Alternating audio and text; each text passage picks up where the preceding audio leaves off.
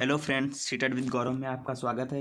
आज हम principle of cognitive development theory of Jean पियाजे पढ़ेंगे, अर्थात जीन पियाजे का संज्ञानात्मक विकास का सिद्धांत। पिछले चैप्टर में हमने जीन पियाजे के सिद्धांत से संबंधित महत्वपूर्ण शब्दावलियों का अध्ययन किया था, जिससे हमें इस सिद्धांत को समझने में बहुत ही आसानी होगी। चलिए चलते हैं। जीन पियाजे स्विट्जरलैंड के एक जीव वैज्ञानिक थे। यह मोस्ट इम्पॉर्टेंट क्वेश्चन है, क्योंकि कभी कभी आता है इनमें से कौन से जीव वैज्ञानिक हैं, तो इसमें आपका जीन पियाजे का ऑप्शन दिया रहता है और सभी लोग उसमें मनोवैज्ञानिक लगा दिए जाते हैं, जबकि जीन पियाजे एक स्विट्जरलैंड के जीव वैज्ञानिक थे जिन्होंने बच्चों के मानसिक विकास के सिद्धांत में एक सिद्धांत प्रस्तुत किया था। इनका मानना था बुद्धि का विकास उम्र के साथ होता था। जीन पियाजे मानते थे कि बुद्धि का विकास उम्र के साथ होता है, क्योंकि बुद्धि का विकास अनुकूलन है। ये मानते थे जो बुद्धि का विकास होता है वही अनुकूलन होता है। जैसे जैसे बच्चा बड़ा होता है वह अनुकूलन करने लगता है। अनुकूलन में स्कीमा बच्चों की सहायता करता है।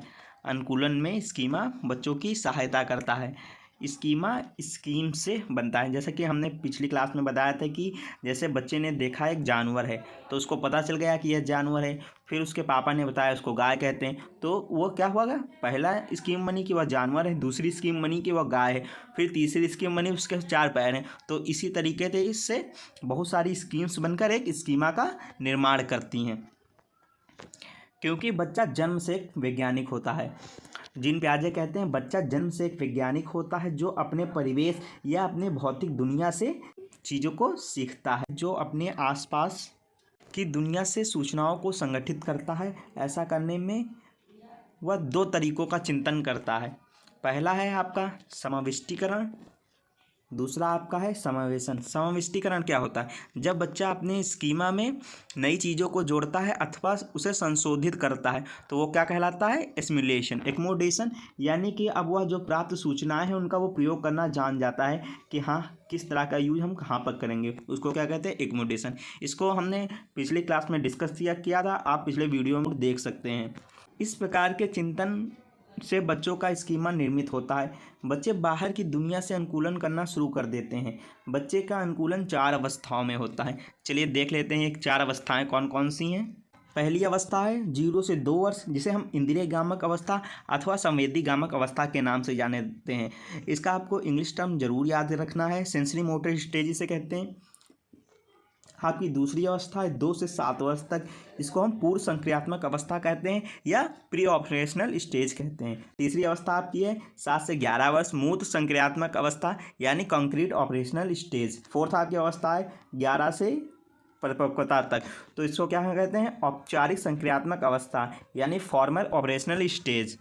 अब इन सभी के बारे में हम बारी बारी से अध्ययन करेंगे। 0 से 2 वर्ष इंद्रिय गामक अवस्था अथवा संवेदी गामक अवस्था, आपका इंग्लिश टर्म क्या है? Sensory motor stage. तो इस अवस्था में क्या होता है? यह मानसिक विकास की पहली अवस्था, यह मानसिक विकास की पहली अवस्था है जिसमें बच्चे का चिंतन उसकी इंद्रियों के द्वारा होता है। इंद्रियों से बाहर की दुनिया का उसके लिए कोई अस्तित्व नहीं होता है। लगभग 20 बाद बच्चों में प्रतीकात्मक विचार बनने लगते हैं, जिसे वस्तु स्थायित्व कहते हैं। ये आपका क्वेश्चन आया हुआ है कि पियाजे की इस अवस्था को 6 भागों में बांटा गया है। इस अवस्था की 2 समस्याएं भी होती हैं। आपकी पहली है अहम केंद्रित भाषा, ईगोसेंट्रिज्म लैंग्वेज। बच्चों द्वारा प्रस्तुत ऐसी भाषा जो उनके चिंतन को व्यक्त करती है, यानी बच्चा अपने आप से बातें करता है। आपने छोटे बच्चों को देखा होगा, वो अपने आप से ही बातें करते रहते हैं। इसको हम क्या कहेंगे? ईगोसेंट्रिज्म लैंग्वेज, अहम केंद्रित भाषा। आपको इंग्लिश टर्म जरूर याद रखना है, क्योंकि कभी कभी क्या होता है हिंदी टर्म डिफरेंट हो जाते हैं और आपका आंसर गलत हो जाता है। तो इसे क्या कहते हैं? Egocentrism language. नेक्स्ट टर्म आपका क्या है?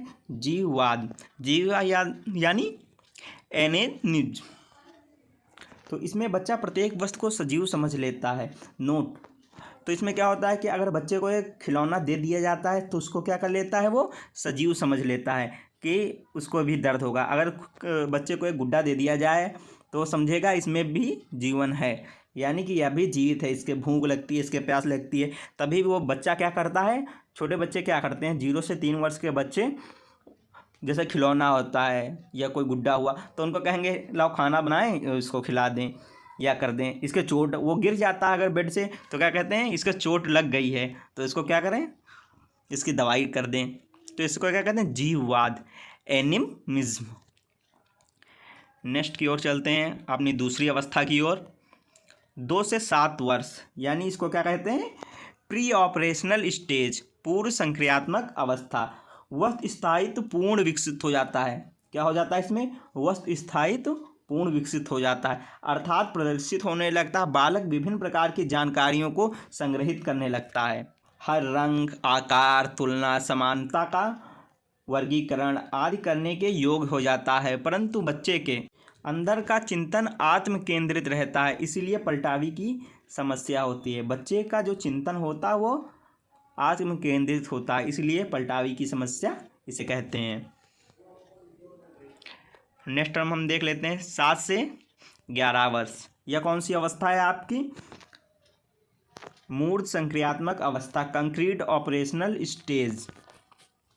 इसमें क्या होता है, बच्चे का चिंतन विकेंद्रित होने के कारण पलटावी की समस्या खत्म हो जाती है, अर्थात बच्चे में तर्क विकसित हो जाता है, और जब तर्क विकसित हो जाएगा तो उसका चिंतन क्या हो जाएगा, विकेंद्रित हो जाएगा, जिसके कारण पलटावी की समस्या खत्म हो जाएगी, जिससे बच्चा तर्क करने लगता है, जिसे हम कार्य कारण संबंध भी कहते हैं।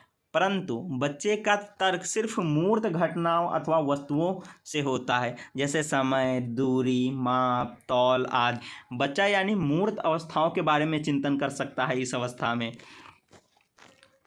नेक्स्ट अवस्था के बारे में हम लोग देख लेते हैं, 11 वर्ष से परिपक्वता तक। तो इसको क्या कहते हैं, औपचारिक संक्रियात्मक अवस्था, फॉर्मल ऑपरेशनल स्टेज। इस स्टेज में क्या होता है चलिए हम लोग देख लेते हैं। मानसिक विकास की अंतिम अवस्था है, या बालक को अमूर्त अवस्था के बारे में अनुमान लगाना, समस्या समाधान करना, तर्क करना आदि गुण विकसित हो जाते हैं, अर्थात बच्चे का स्कीमा पूर्ण विकसित हो जाता है, चिंतन करने लगता है। यानी कि बच्चा मन में सोच सकता है कि ऐसा क्यों है तो ऐसा क्यों नहीं है, और वो अमूर्त चीज़ों को या अमूर्त प्रश्न को भी हल करने लगता है, और उसका बुद्धि विकास इसमें सबसे ज़्यादा होता है। तो दोस्तों नेक्स्ट वीडियो में हम लोग क्या करेंगे, वाइगोट्स्की और जीन पियाजे के सिद्धांत में जो जो अंतर हैं उन अंतरों का अध्ययन करेंगे। फिर उसके नेक्स्ट वीडियो में हम लोग इस पर आधारित क्वेश्चन को सॉल्व करेंगे। Thank you friends, please like, share and subscribe my channel seated with Gaurav.